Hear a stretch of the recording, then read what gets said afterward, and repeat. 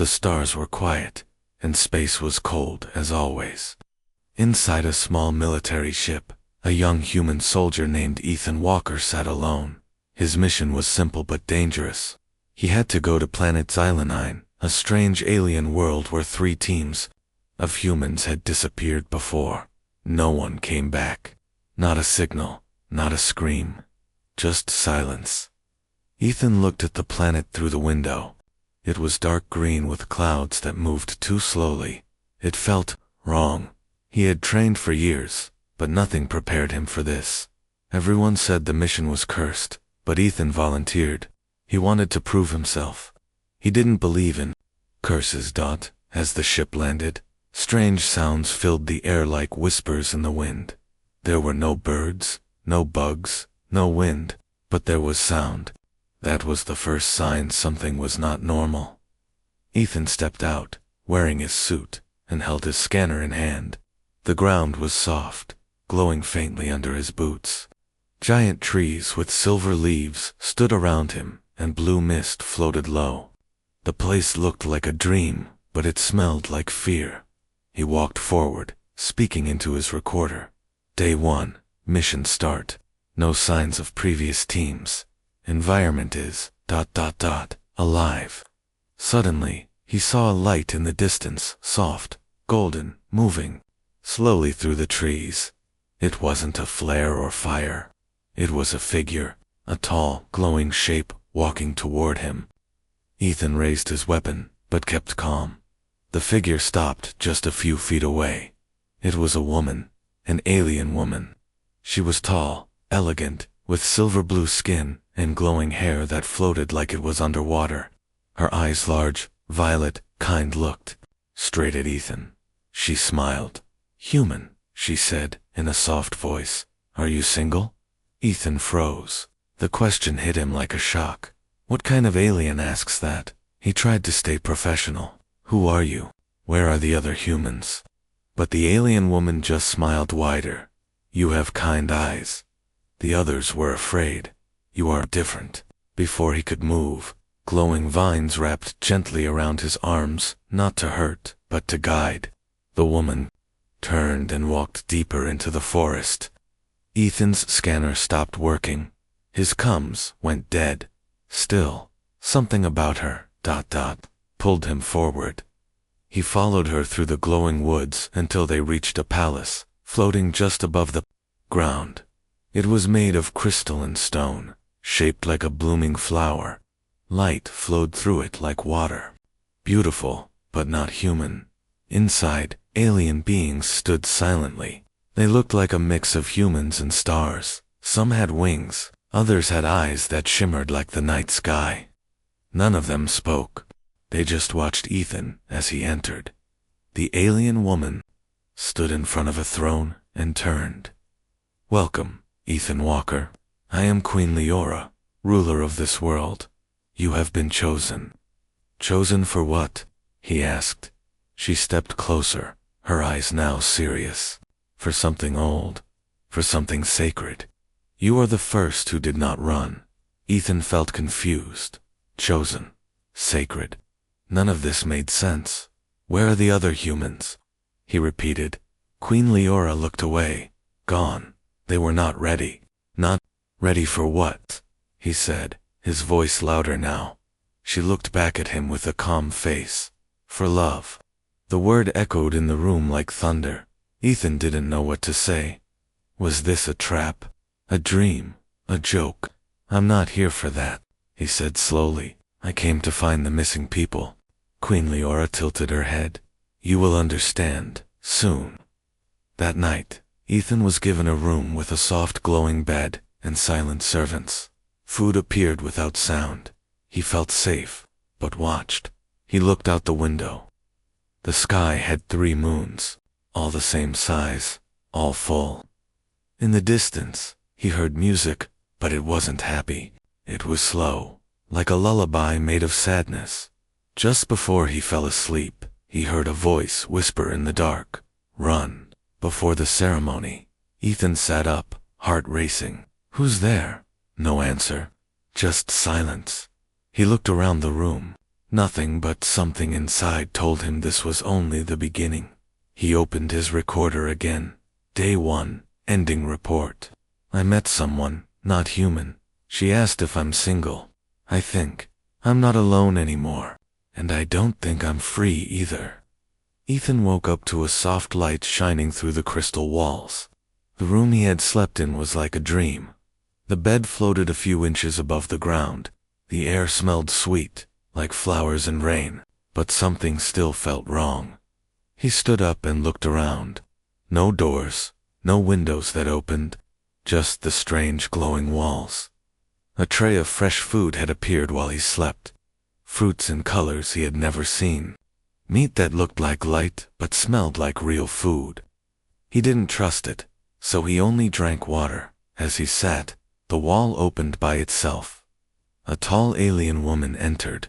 She wasn't Queen Leora, but her face was calm. Her skin shimmered like moonlight. She didn't speak, she just pointed. Ethan understood. Follow me. She led him through long glowing hallways. Every corner had floating shapes, fish made of mist, flowers that hummed, statues that moved when you blinked. The palace felt alive. Finally, they reached a wide room. The ceiling showed stars moving slowly across the sky. Queen Leora sat in the middle, surrounded by quiet servants. She smiled. Good morning, human. Ethan nodded but stayed silent. She stood up and walked to him. You're not afraid. I don't understand anything, Ethan replied. Where am I? Why am I here? The queen walked with him along a glass bridge. Below it, he saw what looked like a city, but the buildings floated. Some were upside down, some moved slowly, like boats in water. This world is not like yours, she said softly. This is Aurelia, the last planet of light. We are the people of star blood. Ethan frowned. That doesn't explain why you brought me here, or why you asked if I'm single. Queen Leora paused. Because I must choose. Every 100 years, I must find a human with a pure heart. One who can change fate. He stared at her. Change fate? What are you talking about? She looked at him, her face now serious. There is a curse on my people. Long ago, my ancestors made a deal with a god from the dark universe. The god gave them power, but demanded a price, a bond with a human every century. If the bond is not made, Aurelia will fall into darkness. Ethan shook his head. You mean, a marriage? Yes, she whispered. A sacred union. He stepped back. No, I didn't agree to that. I came here to find the missing soldiers. They were offered the same chance, Leora said. They refused. The curse took them. Ethan's stomach turned. So, they're dead? No, she said. Not dead. Lost between stars. They exist, but not like before. He stared at her. And what if I refuse? The queen's face grew sad. Then my world ends. Ethan stayed quiet. His mind was spinning. This was too much. Too strange. Too fast. Why me? He asked finally. Why not another human? Queen Leora stepped closer. Her voice was soft but heavy. Because I looked into your heart when you landed. You carry pain, but also kindness. You don't run from fear. You don't lie to yourself. You are not perfect, but you are true. Ethan didn't know how to respond. Suddenly, the air turned cold. The walls dimmed. Leora looked up quickly. He is watching. Who? Ethan asked. The god, she said. The one who made the deal. He listens. From the shadows. He knows you are here. At that moment, Ethan saw something move in the corner of his Aja shadow that walked without a body. He turned, but it was gone. Queen Leora touched his arm. You still have time. You may leave tonight if you choose. But once the ceremony begins, there is no turning back. Ethan looked at her. What happens during the ceremony? Her eyes glowed slightly. You and I will be bound, our lives connected. You will gain power, but also my curse. You will protect Aurelia, and she will protect you. But you may never return to Earth." He stayed silent. This wasn't just about love. It was about sacrifice. A lifetime choice. Later that night, Ethan sat on a balcony overlooking the strange city. The floating buildings reflected the moons. Everything looked beautiful, but lonely. He heard footsteps. It was a young alien girl, no older than 16 in human years. Her skin was pale purple, and her eyes were bright green. She whispered quickly, "Don't trust the Queen." Ethan stood. "Who are you?" "My name is Myra. My brother was one of the lost humans. He didn't disappear. He's here, but not whole." "What do you mean?" he asked. "She lied to you," Myra said. "The bond doesn't save you. It traps you. Forever. You'll become part of the palace, like the others." Ethan's heart raced. "Where is your brother now?" She pointed down, below the palace, in the catacombs. "If you want the truth, follow me at midnight. But come alone." And just like that, she vanished into the shadows. Ethan looked back at the palace and then at the stars above. Something wasn't right. He picked up his recorder again. Day 2. "I think I've been lied to. The Queen says she wants to save her people. But someone else says she's hiding something worse. I'll find out the truth, even if it kills me." Midnight came, and the palace was silent. Ethan stood near the glowing crystal stairs, his hand close to his weapon, just in case. He remembered Mira's words, "Come alone, follow me to the catacombs. That's where the truth lives." He looked around. No guards, no eyes watching. But deep down, he knew someone, or something, was always watching. He stepped quietly through the halls. The floating lights above him dimmed as if they, too, knew this path was forbidden. Soon, he found a hidden door behind a tall mirror. He pressed on it, and it opened with a soft sigh, revealing a dark spiral staircase going deep underground. The air grew colder as he moved down. The glowing walls turned into stone. The light faded. Soon, there was only darkness and the sound of his own footsteps. Then, he saw her. Mira stood at the bottom of the stairs, holding a small floating orb of light. Her eyes looked sad. "Come," she whispered. They walked through a narrow tunnel. Strange symbols covered the walls, and some of them moved, as if alive. Ethan didn't ask questions. Not yet. Finally, they reached a large room, a chamber of stone and shadows. Inside were statues. At least, that's what Ethan thought they were, until one of them blinked. He stepped back, heart racing. "They're not statues," Mira said. "They're the other humans." Ethan looked closely. The shapes were frozen in place, half stone, half flesh. Some had their hands reaching out. Others had mouths open in silent screams. "What happened to them?" Ethan asked. "They said no to the bond," Mira said. "The Queen didn't kill them.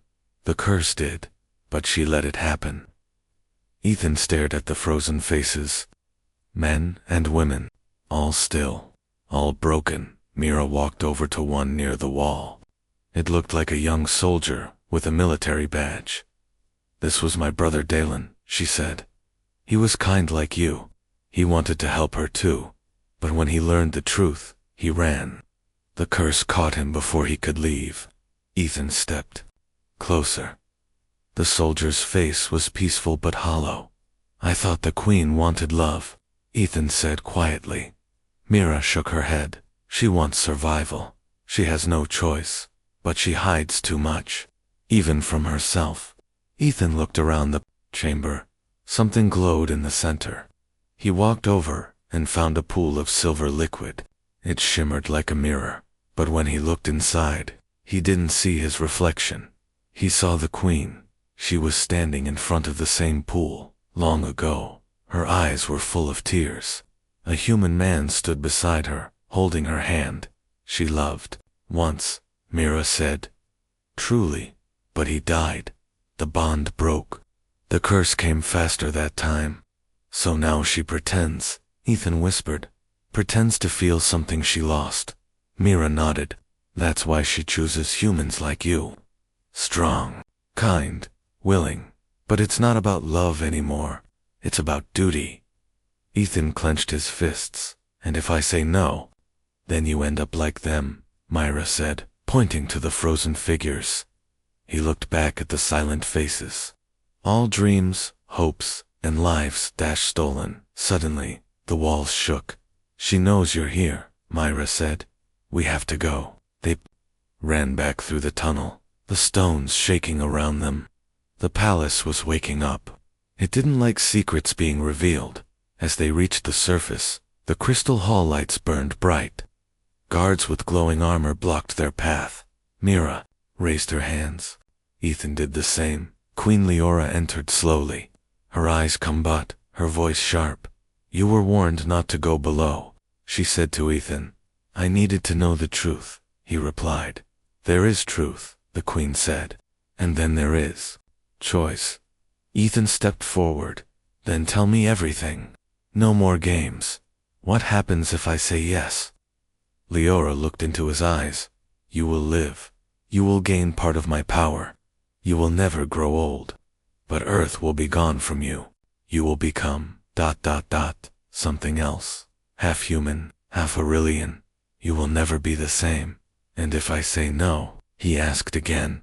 The queen's eyes softened, almost like she didn't want to say it. You will join the others. Between life and death. Not by my hand, but by the law of the curse. Mira stepped between them. There has to be another way. But the queen looked tired. If there was, don't you think I would have taken it? The silence grew heavy. Ethan looked at the frozen humans in his memory. Then at Mira. Then at Liora. He spoke slowly. I need time. The queen nodded once. You have until the next moonrise. Then she turned and walked away, the guards following.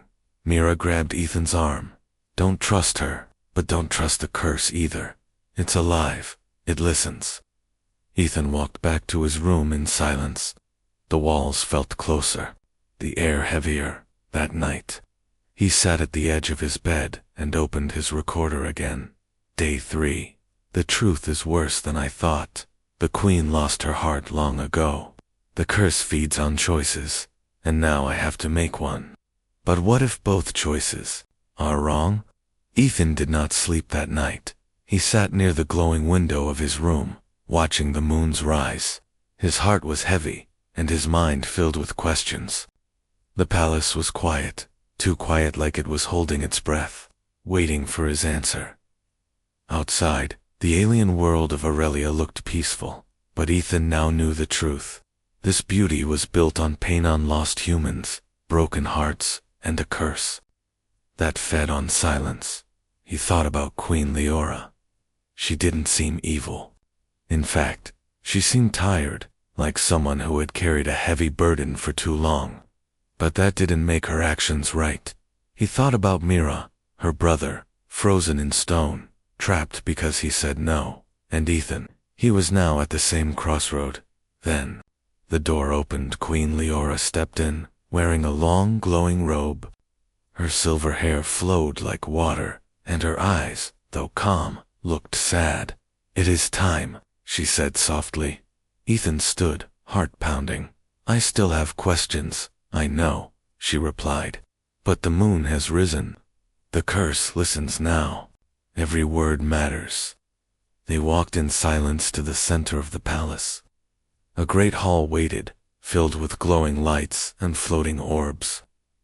The alien people stood quietly along the walls, watching with blank faces. A tall circle of light hovered in the center of the room.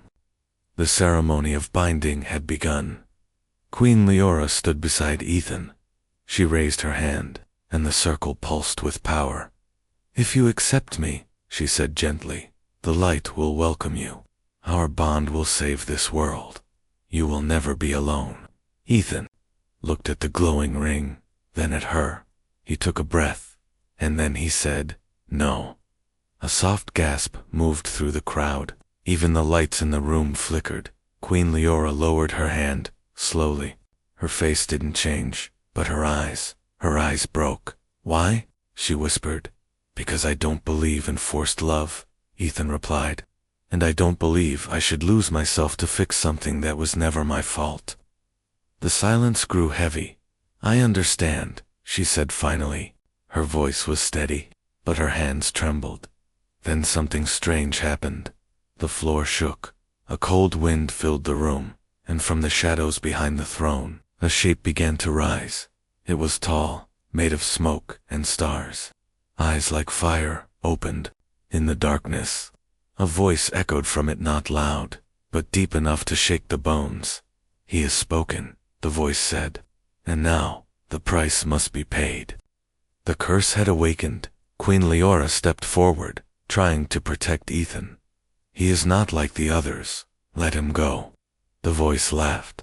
There is no escape. He was chosen. He refused. The cost is his soul. Dark tendrils of shadow reached for Ethan. He pulled out his weapon, but the energy in the room made it useless. His hands shook, but he didn't run. Suddenly, Mira appeared at the back of the hall, shouting, "There is another way." Everyone turned. She ran into the circle of light and held up a small crystal. "This belonged to my brother," she said, "before he was taken. It holds his last memory, his last thought." The queen stepped forward. "Let me see." She touched the crystal, and a soft image filled the air. It showed Mira's brother, standing in the same hall. But he wasn't angry or afraid. He was smiling. "I forgive you," the memory said. "Even if I vanish, I forgive you, Leora. Find peace. Break the chain." The room went silent. The smoke creature paused. The fire in its eyes dimmed. Queen Leora fell to her knees. "I was wrong," she said. "All these years, I thought only the bond could save us. But maybe forgiveness is stronger than the curse." She turned to Ethan. "You don't have to stay. I release you." The dark voice roared in anger. "No, the bond must be sealed." Ethan stepped into the circle of light, not to join, but to face the curse. "I may be human," he said, "but I have something stronger than your darkness. I have truth. I have choice." The light around him grew brighter. The curse screamed. The shadows burned away in seconds. The darkness vanished. The palace shook once more, then became still. The curse was broken. Queen Leora stood slowly. "You did what I could not." "I didn't do it alone," Ethan said.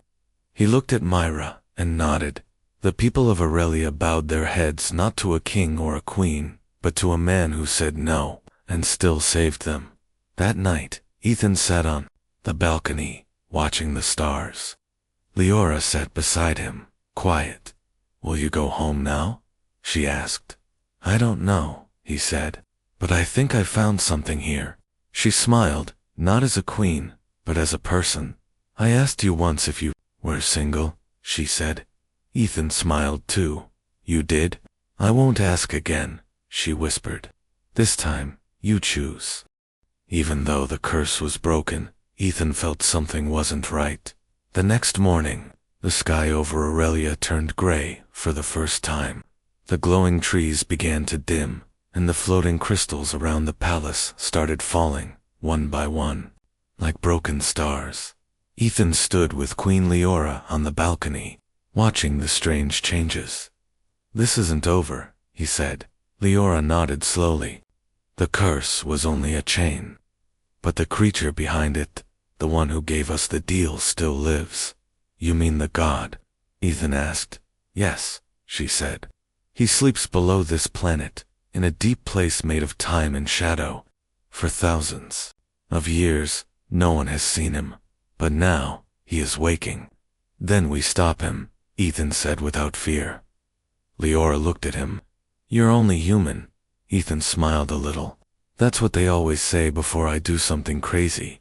Later, that night, Leora took Ethan and Mira to the Chamber of Roots, a secret temple under the palace.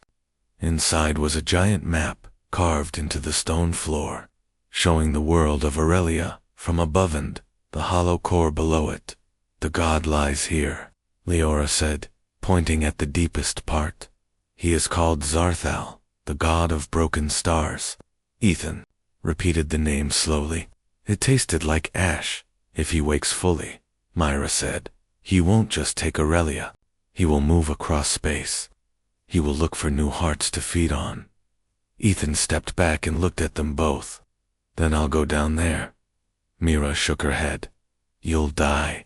Leora's voice was soft. Or worse'll be changed.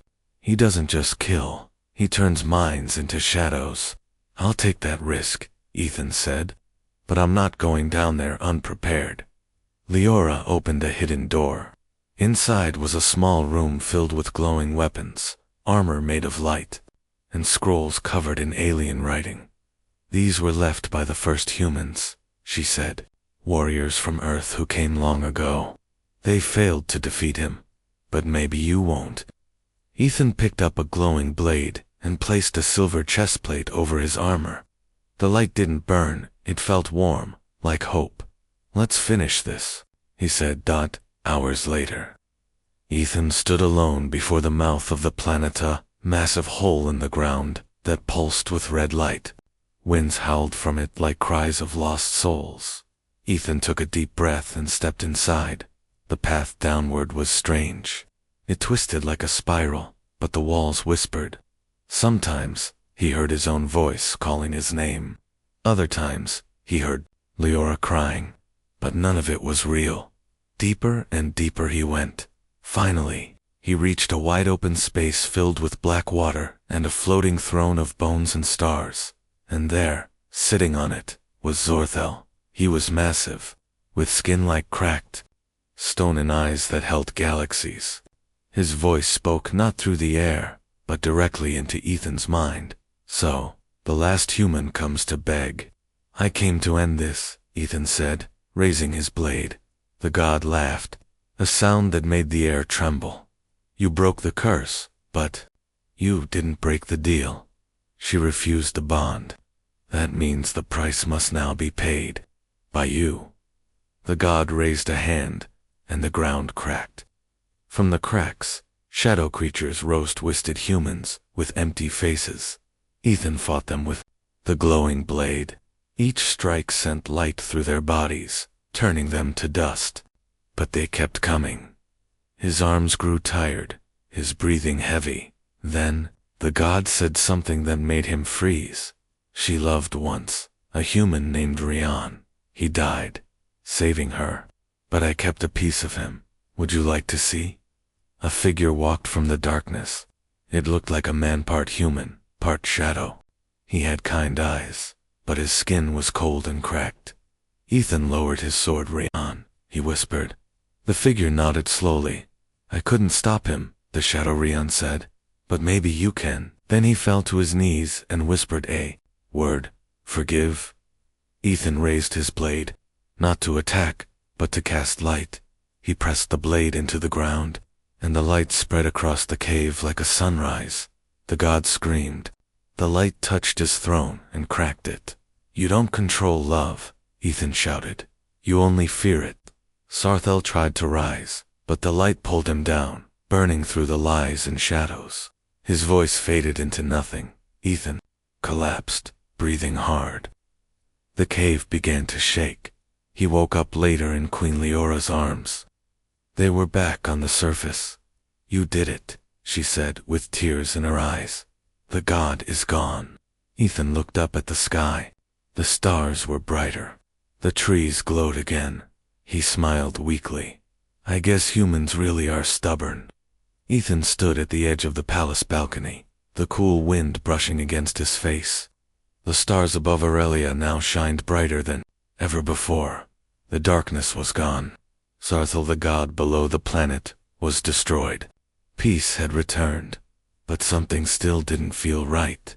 Queen Leora had not spoken much since Ethan's return. She smiled politely, thanked him in front of the people, and then disappeared into her chambers. She was safe, but distant. Her eyes no longer glowed the same way. Ethan felt it. Something was wrong with her heart.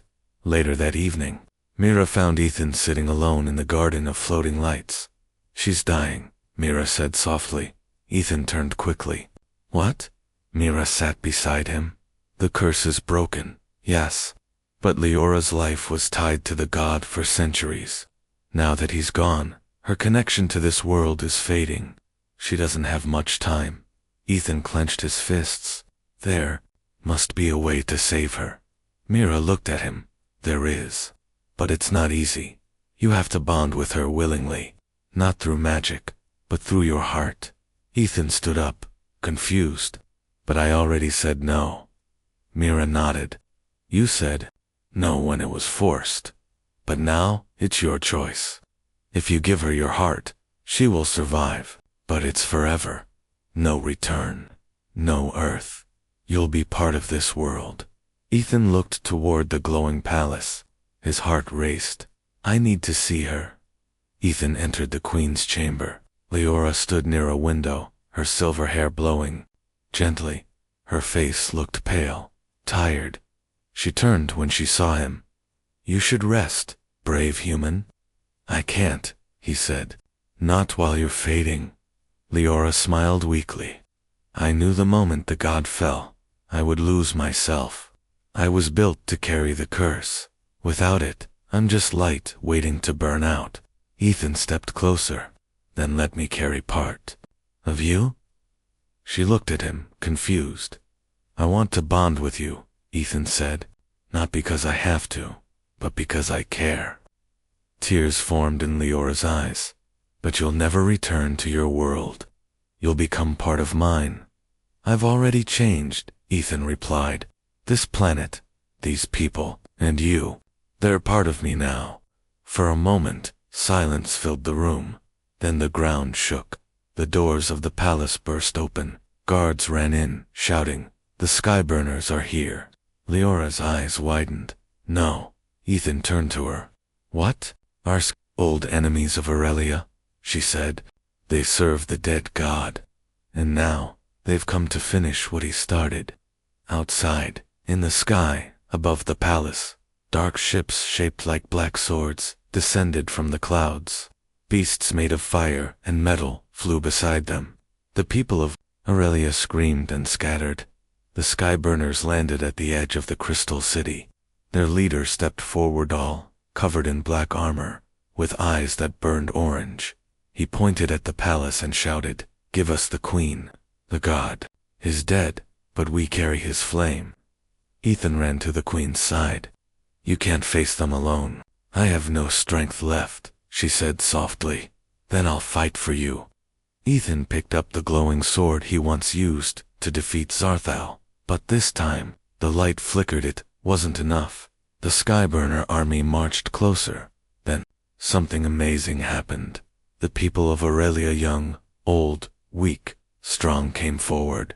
Farmers, artists, guards, and children. All of them stood beside Ethan. Mira held a small dagger made of crystal. A young boy carried a staff that sparked with light. You saved us, Mira said. Now we stand with you. Ethan raised his sword. Then we fight together. The battle began. The Skyburners charged with fire and blades, but Ethan and the people stood strong. Lights clashed with shadows. Crystals exploded. The palace shook. Ethan fought through the chaos, reaching the Skyburner leader. They clashed blades. The leader snarled, You're just a human. Ethan smiled, a human with something to protect. With one final strike, Ethan drove his blade through the enemy's chest. The fire in the leader's eyes went out. The remaining Skyburners fled into the sky, vanishing like smoke in the wind. The battlefield was silent again. Ethan, covered in cuts and dirt, returned to Leora, who had fallen to her knees.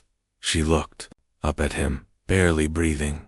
You still want to bond? She whispered. Ethan knelt down, took her hand, and said, Yes, this time, I choose you. A soft light surrounded them both. The air around the palace shimmered. Their hands glowed.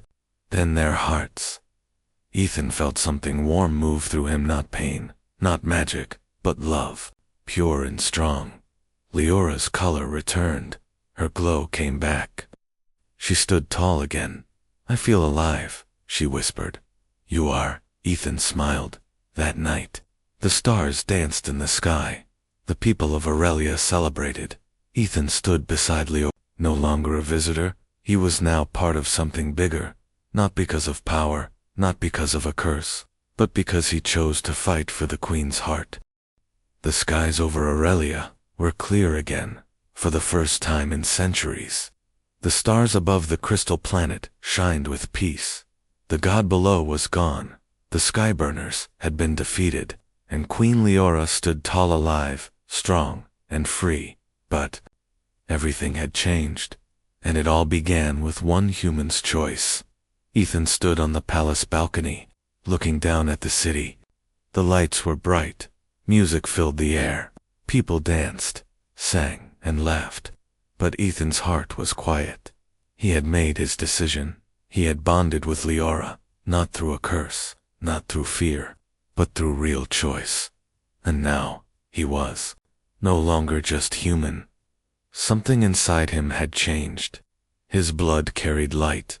His eyes saw energy in the air. And his time, like the Queen's, had slowed. He would never grow old. He would never return to Earth. But he didn't regret it. Later, Queen Leora joined him. She looked radiant, her silver hair glowing under the moonlight. "They love you," she said softly. "You've become a symbol to them." Ethan smiled. "I'm not a hero. I just did what I believed was right." She stepped closer. "Sometimes, that's all it takes." They stood in silence, listening to the sounds of joy echo through the floating city. But Ethan's thoughts drifted to Earth, his old life, his family, his people. "They'll never know what happened," he said quietly. "They'll think I disappeared, like the others." Leora touched his arm gently. "We can fix that." The next day, Leora and her advisors gathered in the Hall of Stars, a room that showed the whole galaxy in moving light. She placed her hand on the central crystal and whispered an old command. A beam of golden light shot into the sky, splitting the clouds and reaching out into space. "It's a signal," she said. "A gift of peace, a message to Earth." Ethan watched the stars move. "What did you say in the message?" he asked. "I told them that you are alive, that a new world has been born, and that humans and Aurelians are now connected forever." Weeks passed. Ethan helped rebuild the outer cities. He trained young defenders. He worked beside Mira, who had become a voice for truth and justice. Together, they built schools, healed wounded lands, and restored forgotten places. But deep inside, he still wondered, would Earth answer the Queen's message? Then one night, as he walked through the silent gardens, a soft beep came from his wrist. Was his old human communicator silent for weeks? He opened it. A single message blinked on the screen. "Signal received. We're coming." His breath caught. Earth had heard. Months later, a human ship landed on Aurelia's surface. Smaller than Ethan's original vessel, but stronger and faster. Out stepped two humans in silver suits. They looked around, stunned by the beauty of the crystal city. Then they saw Ethan. "Ethan Walker," one of them asked. "You're alive?" He nodded with a smile. "Very alive." They scanned him. "But you're not fully human anymore." Ethan laughed softly. "No, I made a choice." The other human looked around. "This place is incredible. And Queen Leora, she's real," Ethan said. "And she's more than a queen. She's proof that hearts can change even across galaxies." The humans stayed for many days. They spoke with Leora. They studied the planet. They promised to return not with weapons, but with open hands. An alliance was formed, a bridge between Earth and Aurelia. All because one man refused to follow fear. 1 year later, a new ceremony was held. Not one of binding, but one of unity. Ethan stood beside Leora as two banners were raised high in the sky, one from Earth, one from Aurelia. The people cheered as fireworks danced above the crystal towers. Ethan gave a short speech. I came here alone. I thought I'd find death or answers. Instead, I found something far greater: hope, love, and a people worth fighting for. I chose this world, and now, both our worlds have a future. The crowd roared with joy. Liora smiled beside him, her eyes shining with pride. That night, as the stars twinkled above and the music filled the air, Ethan and Leora stood in the garden where it all began. "Do you miss Earth?" she asked. "Sometimes," he said, "but I don't miss being lost. I don't miss being alone." She reached for his hand. "And you're not." They watched the stars in silence. Two hearts from two worlds now, beating as one.